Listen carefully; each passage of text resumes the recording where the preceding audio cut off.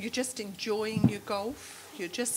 It's terrific to have you back here at 13th Beach where you won. Have you been around the course since you've arrived? Yeah, I played the Creek course yesterday morning.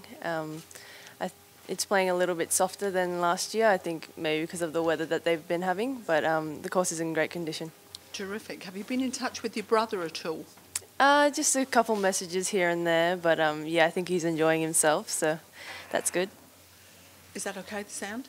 Oh, absolutely great start to his career. Do you play much with him socially? Not really, because whenever I'm in town, he's not in town, so we sort of miss each other usually, but I see him now and again when I'm in Dallas or when I'm going around on tour when he's in America. Terrific. Can I have some questions, please, from the floor? Minjee, I think from memory, last year when you came here, you'd maybe played the week before somewhere. I'm not sure. Whereas this time you're coming in fresh. Did you play? Vic Open was the first event. It was the last year first, as well, yeah. yeah. What I was going to ask you was how you find that playing after a break. Is it difficult to kind of find your mojo again? I think the first couple practice rounds that you have, you sort of try and get used to walking 18 holes and just getting used to playing with one ball.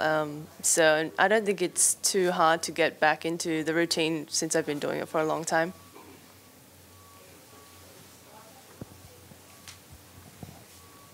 Minjee, where does the Vic Open, I suppose, rank for you, considering you won it in 2014 as an amateur and then come back 4 years later last year and then win it when your career has really, I suppose, skyrocketed over the last couple of years? Like, where do you hold this tournament in your heart of hearts? Yeah, well, when I won it as an AM, it was really a big confidence booster for me. So it's Vic Open has always been a special tournament to come back to and obviously to play. So yeah, I always love coming and playing in Australia. So Vic Open and obviously Aussie Open are really big events for me. Minjee, how big a difference is it when you come to a venue like this where you have had some success as opposed to, I guess, playing at events where you might not have had similar success before? I always come into every event treating it pretty much all the same. So I just try and play my own game, and I don't really think too much about it or try to put too much expectation on myself. So yeah, I mean, it doesn't rank too much differently to, I guess, tournaments that I've had experience at and not have had as much. Yeah, the yardages have changed a little bit this time around. I know it's going to be the same for everybody, but in terms of how you approach those holes that have changed, how do you, I guess, look at that?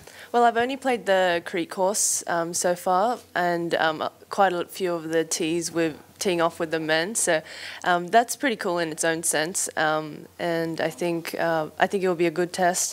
Just depends on the wind, I guess. You're a process person rather than a results person. Is that a fair comment? Yep, I think so. Do you have something in mind this year that you want to achieve in a ranking sense, or is it just be a better player at the end of the year, drop your scoring average or whatever? Yeah, more in that sense. I try not to put a number on the rankings. I know I did last time. I wanted to crack into the top 10, but I think closer to obviously the world #1 spot, I think you can play more with your process goals, and then those will, if you hit them, then I think you'll eventually get to closer to that world #1 spot. So yeah, I think I'm going to go more with my process goals this year.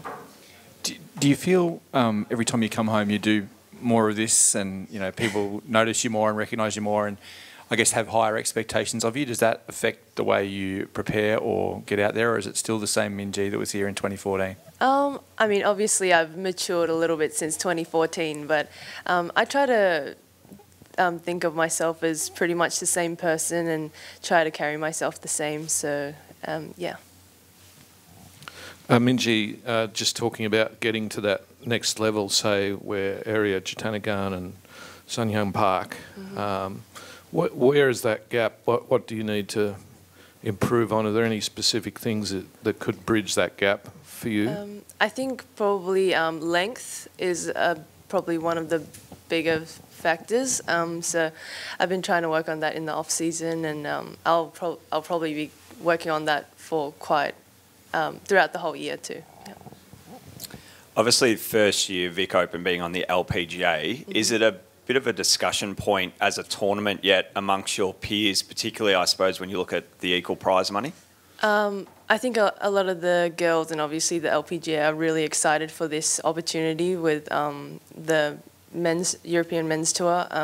It's something that we've never had before in an LPGA. I guess the whole tour, the events, this kind of event. So I think everybody's really excited for this opportunity, and we'll see how it goes. Just a further question about that bridging the gap thing. How do you get more length off the tee? How do you literally do that? And if you played with Area, how far behind are you right now? Well, most of the time, she hits 3 wood. May hits 3 wood, so but she can still outdrive me with 3 wood. So that's like a rocket. So I think it's the same for everyone. But I think a little bit of technical things and obviously hitting it pretty hard in the gym, and I think it's a mixture of both. Just to add to what Greg was saying before, I mean, this event grows every year. You won here as an amateur in 2014 and last year as well. But just to see the strength of the field growing each year, I mean, what does it mean as an Aussie coming back and seeing an event like this, you know, getting bigger all of the time?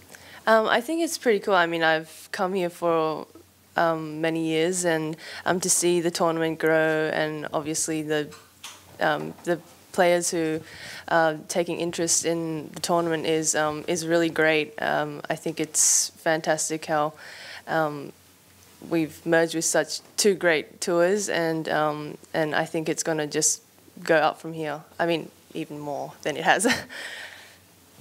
So, just back on your profile again, you're here as the Greg Norman medalist. Yeah. And really, it's your first tournament as the Greg Norman medalist, isn't it? Yeah. Yeah.